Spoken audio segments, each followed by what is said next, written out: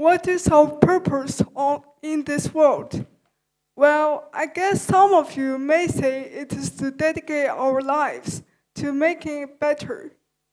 There must be a purpose for us to be on this world.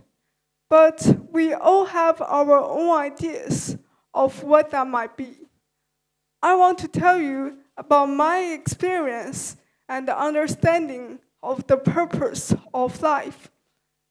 That evening was a turning point for me. I was only 1 or 2 years old. A sudden fever attacked me and changed me from a healthy child to one who was disabled. My fate had been rewritten and relabeled. There was no going back. My parents refused to accept this. When I was 4, they took me to a physiotherapist to train me to walk like a normal person again. The therapy was easy for others, but extremely difficult for me.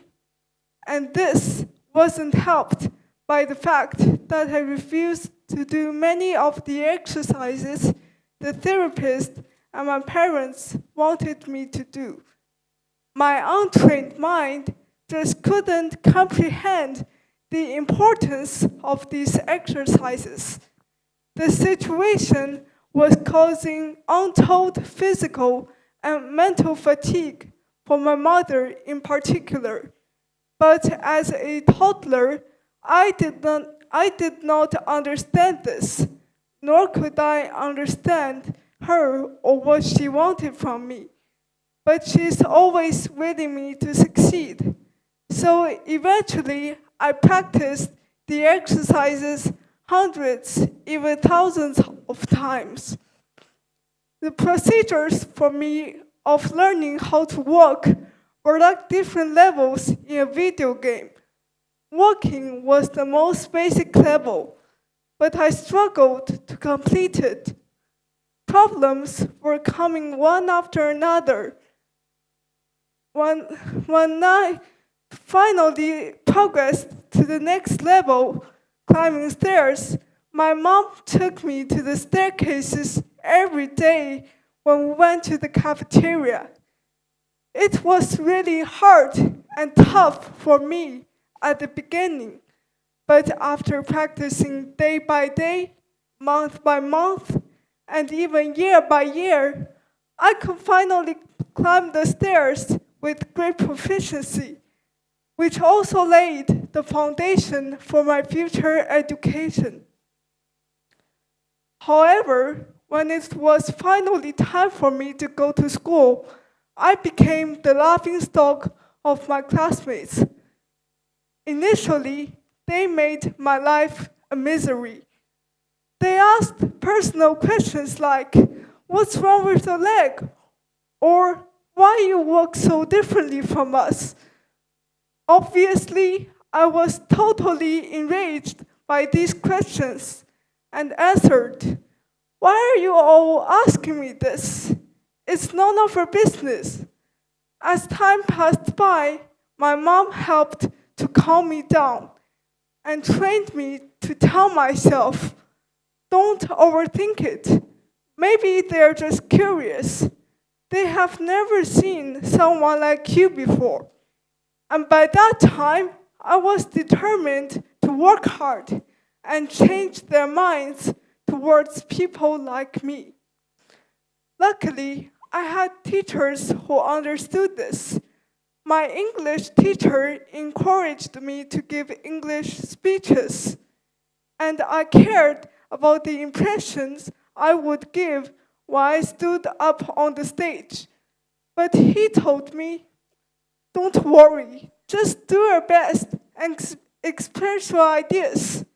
Nobody will care about your appearance."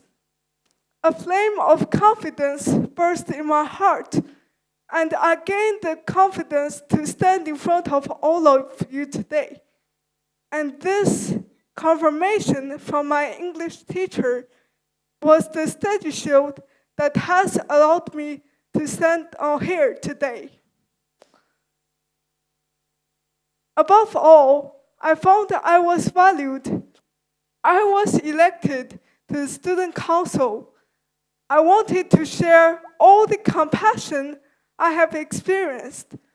I wanted to share the determination and the strength of spirits my mom has imparted while participating in basketball, soccer, table tennis, etc. And when all my classmates saw me challenging myself, they all cheered for me, and I felt the warmth expressed by them. In my new school, I found that I was being cared for, and I finally won over my past self.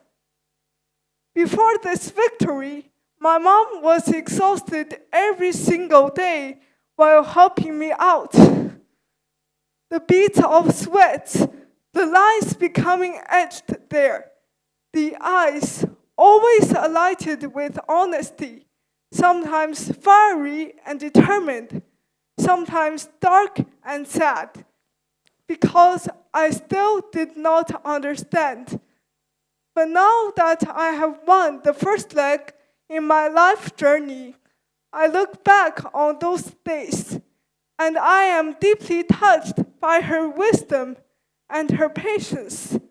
She has effortlessly managed my transition from body to mind, and now cares deeply about my moral education, always reminding me to appreciate others' perspectives and not saying things that are hurtful to others. And I do my best not to disappoint her, because I understand now. Everyone has the right to work hard for a better future, no matter who you are. This is what the purpose of life is to me. It is not the world that locks you up, but your mind that sometimes tries to convince us that we can't do it. My mom understood this and taught me how to push through the periods of adversity. She taught me to challenge my fate. Thanks to her, I never gave up. And being kind to others has become my modus operandi, and it will work for you too. One day, I want to say to my mom, I made it. But right now, I just want to say, thank you, Mom. I love you. Thank you.